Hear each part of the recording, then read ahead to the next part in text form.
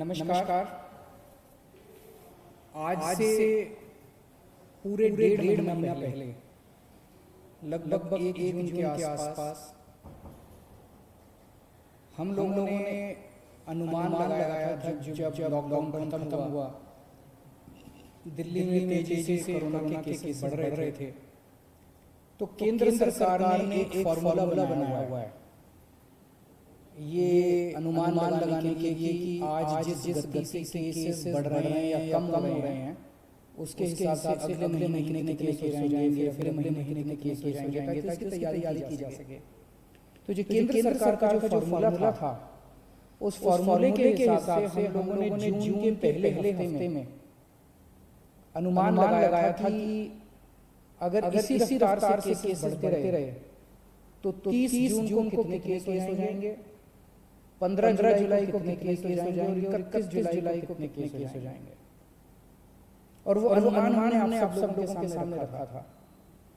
उस अनुमान के मुताबिक 15 जुलाई तक ये अनुमान था कि आज तक 2.25 लाख केस होने का अनुमान था उस फॉर्मूले के हिसाब से। जून में जिस तेजी से केस बढ़ रहे थे पहले हफ्ते में, उसके हिसाब से केंद्र सरकार के फॉर्मूले के हिसाब से आज तक 2.25 लाख केस हो जाने चाहिए दिल्ली में टोटल। उसमें से 1,34,000 एक्टिव केसेस होने चाहिए थे और इन एक्टिव केसेस के लिए लगभग 34,000 बेड्स की जरूरत थी। लेकिन पिछले डेढ़ महीने में जिस तरह से हम सब लोगों ने मिलकर, दिल्ली के 2 करोड़ लोगों ने मिलकर, दिल्ली सरकार ने मिलकर, केंद्र सरकार ने मिलकर, सब लोगों ने मिलकर जो प्रयास किए, आज अनुमान था कि 2.25 लाख केसेस होंगे, लेकिन हकीकत में आज उसके आधे केसेस हैं। 1,34,000, 1,15,000 केसेस आज हुए हैं। अनुमान था कि 1,34,000 केस एक्टिव होंगे, लेकिन आज केवल 18,600 केस एक्टिव हैं। अनुमान था 1,34,000 केस एक्टिव होंगे, केवल 18,600 केस एक्टिव हैं। और अनुमान था कि 34,000 अस्पतालों में बेड्स की जरूरत पड़ेगी। अस्पतालों में कोविड सेंटर वगैरह अस्पतालों में 34,000 बेड्स की जरूरत पड़ेगी। आज केवल 4,000 बेड्स की दिल्ली के अंदर जरूरत पड़ रही है। हमने 15,500 बेड्स का इंतजाम कर लिया है, लेकिन आज में केवल 4,000 बेड भरे हुए हैं, बाकी सारे बेड खाली हैं। तो स्थिति काफी नियंत्रण में नजर आ रही है आज। लेकिन मैं बार कहता हूँ कि हमें कॉम्प्लेसेंट नहीं होना, हमें इसके बारे में ये नहीं होना कि अब सब ठीक होगा, कभी भी कोरोना बढ़ सकता है, उसकी तैयारी हमें जारी रखनी है। आज हमारी जो स्थिति है इसलिए, और जो आज स्थिति को हमने पिछले डेढ़ महीने रात दिन मेहनत करके हम लोगों ने ठीक किया है, इसके लिए मैं सब लोगों का शुक्रिया अदा करना चाहता हूँ, खासकर दिल्ली के अपने 2 करोड़ लोगों का, उन सब लोगों का जिन लोगों ने दिल्ली में कोरोना की स्थिति पे काबू पाने में मदद की। उन सब लोगों का मैं तहे दिल से शुक्रिया अदा करना चाहता हूँ, क्योंकि मैं ये मानता हूँ ये मेरी वजह से नहीं हुआ, ये केजरीवाल की वजह से नहीं हुआ, हमारे मंत्रियों की वजह से नहीं हुआ। ये जो हो पाया ये हमारे लोगों की वजह से, हमारे डॉक्टर्स की वजह से, हमारे नर्सेस की वजह से, हमारे कोरोना वॉरियर्स की वजह से, रात दिन अपनी जान की परवाह किए बिना आगे काम कर रहे हैं। इस दौरान हमने पिछले डेढ़ महीने में 3 सिद्धांतों के ऊपर काम किया है। पहला सिद्धांत, हमने ये महसूस किया और ये निष्कर्ष हमारा निकला कि कोरोना इतनी बड़ी महामारी है, इतनी बड़ी महामारी है कि इसको अकेले नहीं जीता जा सकता। अगर दिल्ली सरकार ये सोचती कि इसको हम अकेले जीत लेंगे तो हम फेल हो जाते हैं। इसलिए हमने सबका साथ मांगा। हम केंद्र सरकार के पास भी गए, हम होटल वालों के पास भी गए, हम प्राइवेट हॉस्पिटल वालों के पास भी गए, हम बैंक वालों के पास भी गए, हम एनजीओ के पास भी गए, हम धार्मिक संगठन वालों के पास भी गए, हम सबके पास गए। तो पहला हमारा सिद्धांत था कि इस लड़ाई को अकेले नहीं जीता जा सकता, और इसमें हमने सभी पार्टियों का साथ लिया। आज मैं सभी पार्टियों का, बीजेपी का, कांग्रेस का, सबका शुक्रिया अदा करना चाहता हूँ। दूसरा सिद्धांत हमने अपनाया कि जब चीजें गलत चल रही थी तो हर व्यक्ति कमियां निकाल रहा था। हमने उस पर नाराजगी जाहिर नहीं की, हमने उस पर गुस्सा नहीं किया। जो भी कमी निकाल रहा, चाहे मीडिया वाले हों, चाहे कोई उस पे रिकॉर्ड करके सोशल मीडिया पे डालता, कोई भी कहीं से कोई भी हमें गलती बताता था, उसको नोट कर लेते थे और उस गलती को सुधारने की कोशिश करते थे।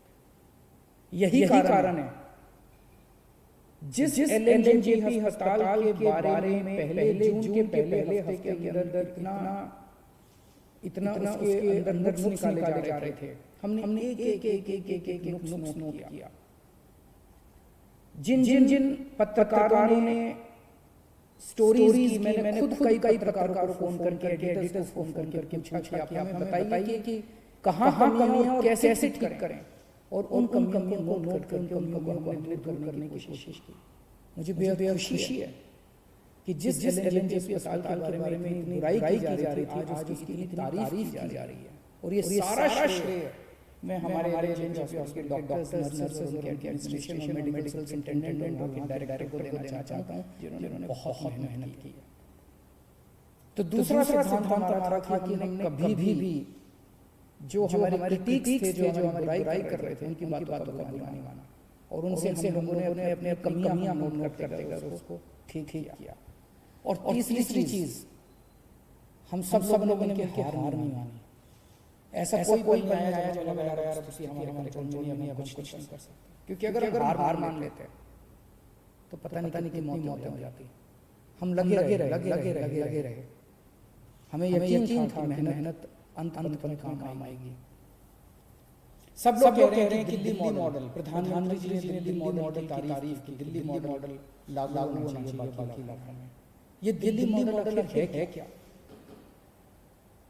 इसमें सबसे पहली चीज थी, जैसा मैंने बताया, इस दिल्ली मॉडल की बुनियाद है कलेक्टिविटी, टीम वर्क, सबको साथ लेके चलना। तो हम लोग बैठे और हमने पूरी प्लानिंग की कि कहाँ क्या करने की जरूरत है, कहाँ किस चीज की जरूरत है।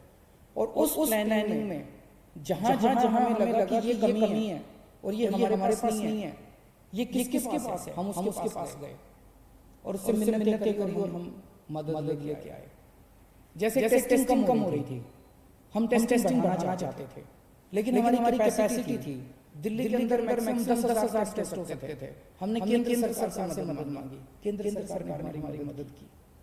केंद्र सरकार ने हमें एंटीजन, सबसे पहले एंटीजन टेस्ट दिल्ली के अंदर शुरू किए गए। केंद्र सरकार ने शुरुआती टेस्टिंग किट्स हम लोगों को दी और हमने एकदम से 20,000-22,000 टेस्ट में चालू कर दिए दिल्ली के अंदर। तो कलेक्टिविटी, टीम वर्क हमारा इस दिल्ली मॉडल का सबसे पहला सिद्धांत था। दूसरा जो सबसे इम्पोर्टेंट चीज थी, होम आइसोलेशन। लोगों के मन में डर था। आज भी पूरे देश के अंदर, दुनिया के अंदर लोगों के मन में डर है कि कोरोना हो गया। एक तो कोरोना का डर है कि कोरोना हो गया तो पता नहीं क्या होगा, और दूसरा डर है कि कोरोना पॉजिटिव आ गया, सरकार उठा के क्वारंटाइन सेंटर में डाल देगी, सरकार उठा के हमें किसी और सेंटर में, आइसोलेशन सेंटर में डाल देगी, अस्पताल में डाल देगी। लोगों के मन में डर था, क्वारंटाइन सेंटर का डर था, आइसोलेशन सेंटर के डर थे।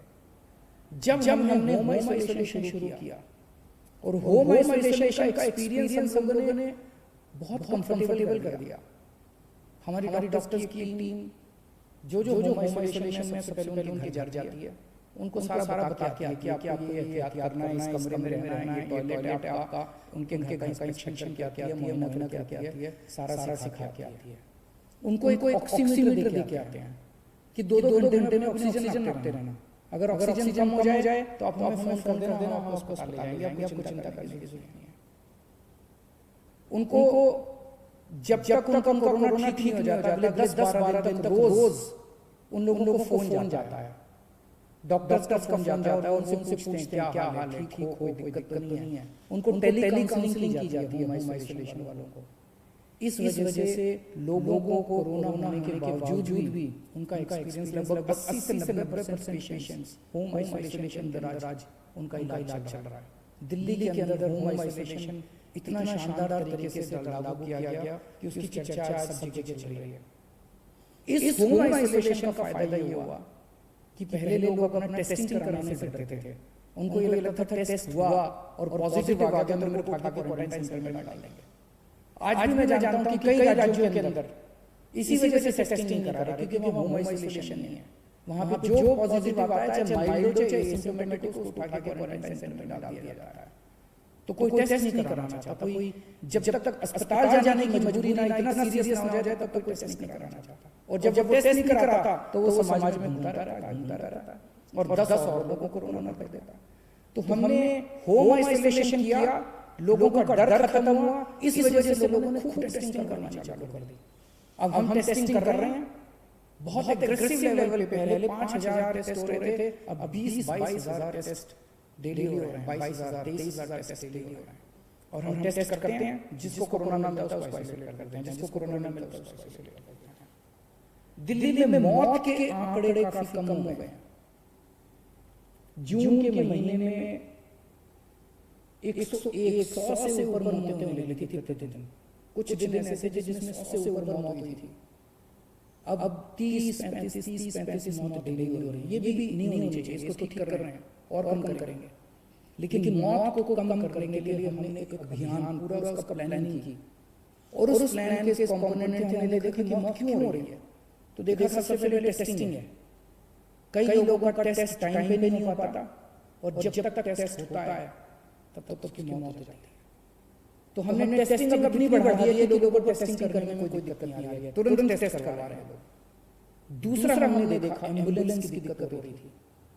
शुरू में लोगों को एम्बुलेंस नहीं मिल पा रही थी, एम्बुलेंस की कमी थी। आज हमने इतनी एम्बुलेंस का इंतजाम कर दिया है कि किसी को भी अब रिजेक्ट नहीं किया जाता, मना नहीं किया जाता। 100% लोगों को, एक व्यक्ति जो फोन करता था एम्बुलेंस पहुंचती है। पहले एम्बुलेंस पहुंचने में 2-2 घंटे लग जाते थे, आज आधे घंटे के अंदर फोन करो और आधे घंटे के अंदर एम्बुलेंस पहुंचती है। तीसरा हमने देखा कि एम्बुलेंस जब मरीज को अस्पताल लेके जाती है, अस्पताल के बाहर उसकी सारी औपचारिकताएं पूरी करने के लिए 2-3 4 घंटे लग जाते थे। एम्बुलेंस में बैठा रहता था मरीज। मीडिया वालों ने कई ऐसी स्टोरीज की कि 3 घंटे तक मरीज एम्बुलेंस के अंदर बैठा रहा, उसकी मौत हो गई। अब हमने ये इंतजाम कर दिया कि एम्बुलेंस जाएगी, सबसे पहले मरीज को अस्पताल के अंदर ले जाके एक होल्डिंग एरिया बना दिया हमने। होल्डिंग एरिया में उसको ऑक्सीजन दो, उसके बाद उसके कागज भरो, कागजी कार्रवाई बाद में हो जाएगी। सबसे पहले अस्पताल के अंदर एम्बुलेंस पहुंचते उसको होल्डिंग एरिया में ले जाया जाता। फिर हमने बेड्स के इंतजाम किया। जून के महीने में अस्पताल में बेड्स की कमी हो गई थी। 1 जून को दिल्ली में 4100 बेड थे। आज दिल्ली में 15,500 बेड्स हैं। 4 गुना बेड्स का इंतजाम कर दिया 1 महीने के अंदर। 1 जून को दिल्ली में केवल मात्र 300 आईसीयू थे। आज दिल्ली में 2100 आईसीयू बेड्स हैं, और 2100 में से केवल 1000 भरे हुए हैं, 1100 आईसीयू बेड्स खाली पड़े हैं। तो बहुत मैसिव लेवल पे हमने बेड्स का और आईसीयू बेड्स का एक्सपेंशन किया, जिसकी वजह से आज लोगों को ये भरोसा है कि अगर अस्पताल जाना पड़ा तो बेड्स की कमी नहीं है, आईसीयू की कमी नहीं है। और एक जो प्लाज्मा थेरेपी हमने शुरू की, सबसे पहले दिल्ली में प्लाज्मा के ट्रायल्स किए गए, उसके बहुत अच्छे नतीजे आए। उसके बाद हमने प्लाज्मा बैंक शुरू किया है, और जिसको प्लाज्मा चाहिए उसको हमसे प्लाज्मा मिलता है। जब तक वैक्सीन नहीं आ जाता तब तक प्लाज्मा, मैं ये तो नहीं कहूँगा कि सबकी जान बचा लेता है, लेकिन काफी लोगों की जान बचाने में प्लाज्मा मदद करता है। अंत में केवल इतना कहना चाहूँगा, जून के मुकाबले आज हम बेहतर स्थिति में हैं, लेकिन इसका मतलब ये नहीं है कि जंग जीत ली गई है। अभी रास्ता बहुत लंबा बाकी है। कभी भी कोरोना फिर से बढ़ सकता है। हमें बिल्कुल भी कॉम्प्लेसेंट नहीं होना, हमें बिल्कुल भी हाथ पे हाथ रख के नहीं बैठना, अपनी तैयारियां पूरी रखनी है, हमेशा मास्क पहन के घूमना है, सोशल डिस्टेंसिंग फॉलो करनी है, अपने हाथ धोते रहना है, अपनी सेफ्टी अपने हाथ में है। आज हम बेहतर स्थिति में, ये बेहतर स्थिति बनी रहे, स्थिति ना बिगड़े, ऐसे मैं प्रभु से कामना करता हूँ। बहुत बहुत शुक्रिया।